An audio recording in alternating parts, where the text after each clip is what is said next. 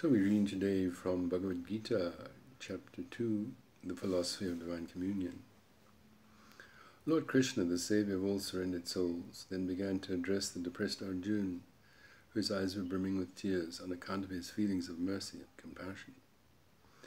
The omnipotent Lord said, "How is it that you have become polluted with such lamentation in this dangerous hour? To depart from the path of the Aryans, the truly enlightened way, will cause you to be infamous in this world, and to lose the celestial pleasures of the hereafter. Arise, O conqueror of foes, throw off this weakness of heart which is befitting only lesser men. Do not give in to becoming a eunuch, my dear son of Kunti." Arjuna responded, "It is my duty to worship the feet of such great personalities as Bhishma and Drona. How can I now be expected to return fire on them engaged in the field of battle? I would prefer to live in the world as a beggar rather than enjoy a grand life sprinkled with the blood of my gurus. Although they lust to gain the things of this world, their position nonetheless commands my reverence. I cannot say whether it is better for us to win this war or to lose it, and neither would I care to go on living if all these cousin brothers of ours must die.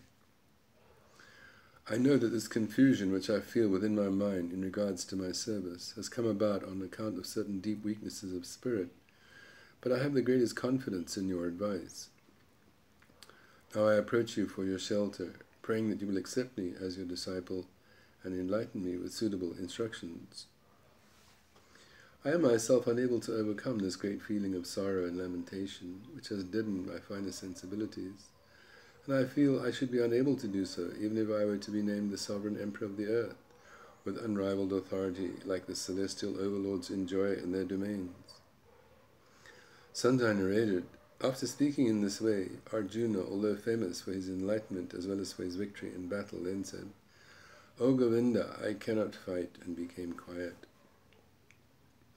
Then with a very pleasing smile upon his face, the laudable sentient being, Sri Krishna, in the midst of the opposing armies gathered there, began to speak to his sorrowful friend as follows. "Although you speak as if you were a person of great learning, you show sorrow over that which requires no such grief. Those whose vision is clear see no cause for lamentation, either for those who still share the world with them, or for those who have departed from their sight. There was never a time when I or you were not, or when any of these monarchs assembled here were not. Neither shall the time ever arise when we shall not be. Just as we observe in this life the change of a youthful body to an old one, so yet another body is adopted at the time when this one must pass. Those who have understood the true nature of life are never bewildered by this. Joy and sorrow arise and depart just like summer and winter, and none of these perceptions have any permanence, and one must therefore be perseverant in the face of all change. Many occasions for rejoicing will arise, and many occasions for grief.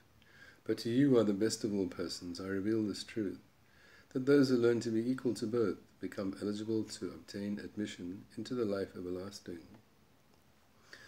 Those who have obtained a profound vision of reality by studying both what is temporary and what is eternal, have reached the conclusion that that which has no permanent basis can have no real existence, whereas that which is eternal and substantial can never pass into non-existence.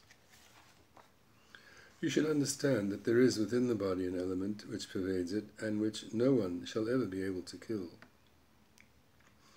Each living being is indestructible and beyond limitation. The eternal self shall continue, though each body must no doubt meet its end. Therefore you should proceed to carry out your responsibilities as your great ancestor Bharat would desire you to do. Those who imagine that the self can be killed and who seek to classify the various causes of death fail to understand the truth. In fact, the living beings cannot die, and therefore nothing can kill them. The eternal spiritual personality of each individual being never takes birth and will never die. Since they shall never stop being. They are beyond mundane origin and are everlasting. They are ancient yet ever youthful, and even when these bodies become ash, they survive still intact. My beloved Arjuna, for a person who has realized the imperishable quality of the eternal spiritual personalities of all living beings, and who knows them to have no point of origination or termination, how can the question of killing and being killed arise?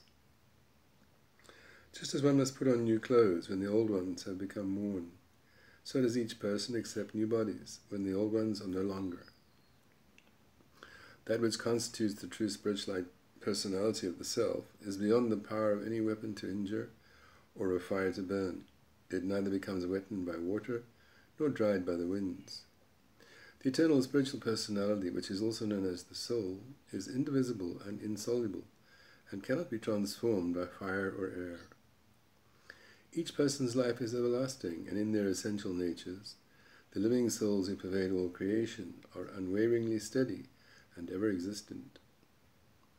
You must realize clearly that the soul, the spirit self, lies unseen, beyond the mind's ability to conceive, and beyond the range of temporal modulations. Therefore, please try to transcend your unfounded anxieties. Even if you think that the self is born and does die, there is still no necessity for you to mourn, my strong-armed friend.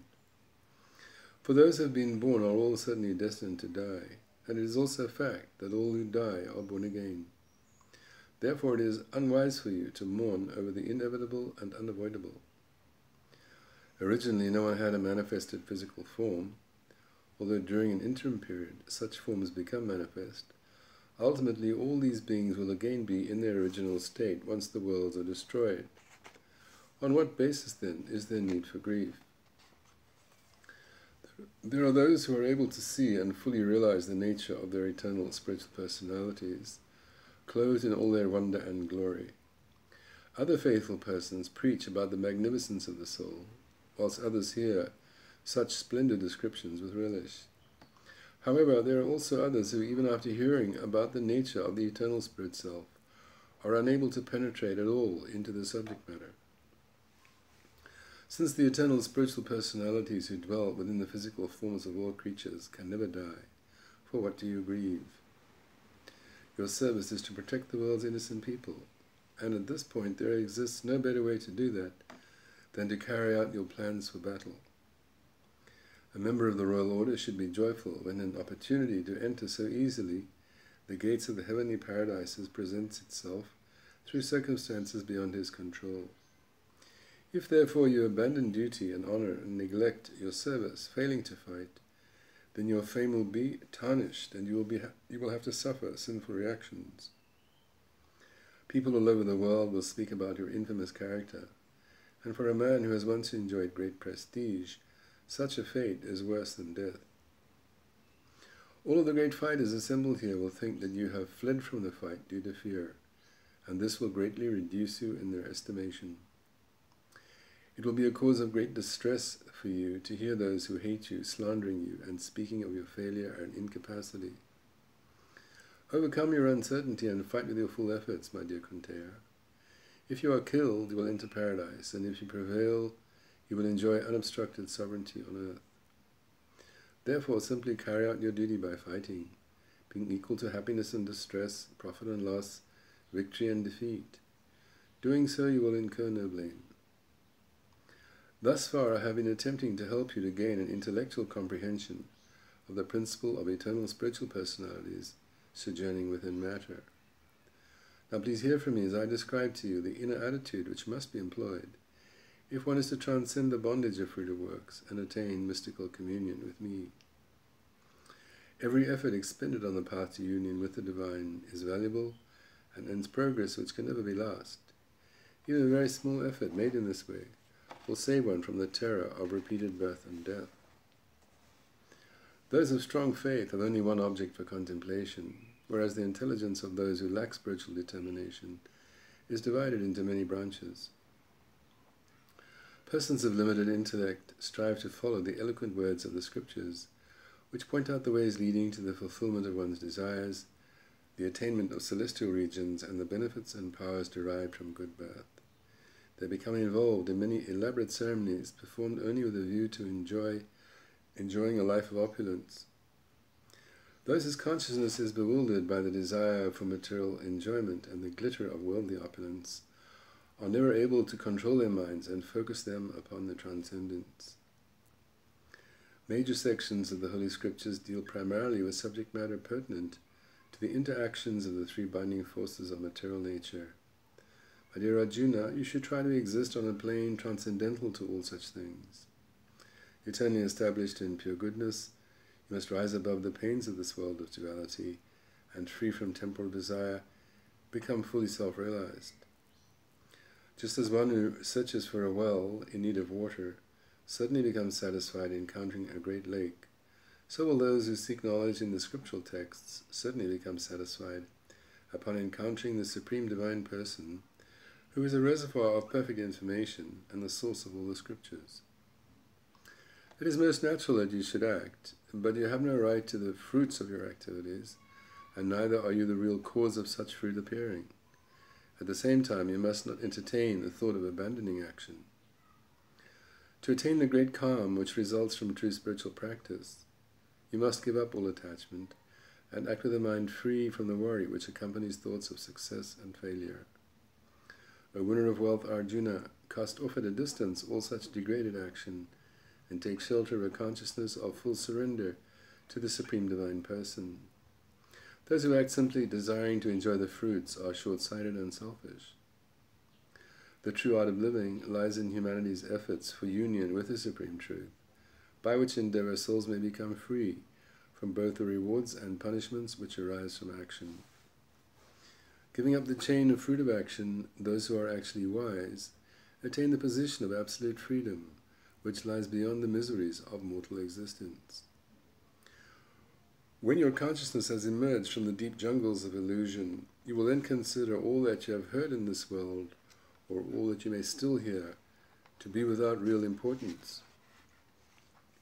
You can be considered truly self-realized only when you are free from the mental disturbances arising from the seeming contradictions in so many scriptural texts, and unwavering in your absorption in the divine reality.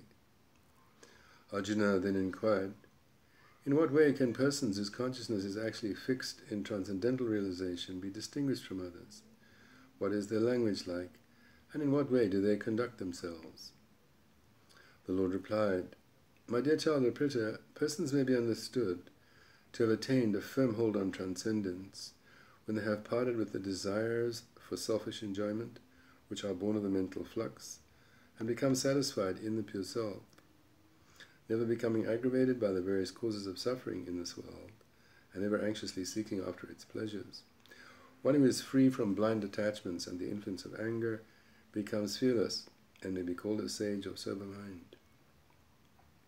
Those who are without false attachments, who never plot for special gain, nor despair in times of loss and trouble, may be known as truly fixed in consciousness. Just as a tortoise withdraws his protruding limbs from within his shell, so should the person fixed in transcendental consciousness be able to separate the senses from their objects. There are many restrictive regulations governing the behavior of embodied beings toward the various sense objects, but it is only when persons have been graced by a taste of higher things that they shall be able to give up all taste for the lower. My dear Kunteya, the force of the stimulated senses is sufficient to disturb even the most discriminating of persons in the midst of all their efforts for self-control. Those whose senses have been tamed by full engagement in my loving devotional service can certainly be known as persons who are fixed in transcendental awareness. The senses become attached to an object after beginning to dwell on it. As a result of such involvement, the desire to enjoy the object arises, and when such desire is thwarted, anger springs up. When there is anger, one becomes easily illusioned and loses memory of right and wrong.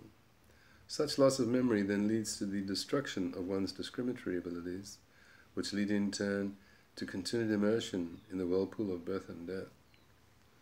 However, those who can supervise the involvement between senses and sense objects by exercising enlightened self-control, and to become free thereby from craving and from false repression, very soon attain the full blessings and mercy of the Supreme Divine Person. For those who have thus been benedicted by that sublime and sacred mercy, misery ceases to exist. My devotees culture a happy state of mind in which their intelligence becomes more and more profoundly enlightened. The intelligence of one who has not awoken to a loving relationship with the Supreme Divine Person can never find peace. Without peace, where shall one find joy? Just as a vessel on the sea is pushed by a hurricane, so can a person's intelligence and understanding be battered by the force of sense desire. O mighty armed Arjun, we may conclude that one who has succeeded in subduing the violent force of sense desire is certainly a sober-minded sage. What appears as day for enlightened persons seems to be night for conditioned sentient beings, whilst that which appears as daylight for materially conditioned souls seems as the darkness of night to the enlightened ones. Just as the vast ocean remains steady, even though many great rivers flow into it, so a person should remain undisturbed by the continued arising of sense desires. Such true peace can never be attained by those who are engaged in responding to such desires and acting on their basis. True peace arises when all sense desires are transcended, and when one acts free from all false conceptions of proprietorship and from the consciousness of exploitation arising from the illusion of one's own supremacy. Thus I have explained to you the nature of those truly spiritual persons who are never illusioned and who are so fixed in pure consciousness that during the last moments of their earthly sojourn they are able to consciously enter into their sacred homeland, the eternal realm of the Supreme Divine Person, which is purely spiritual and beyond all suffering.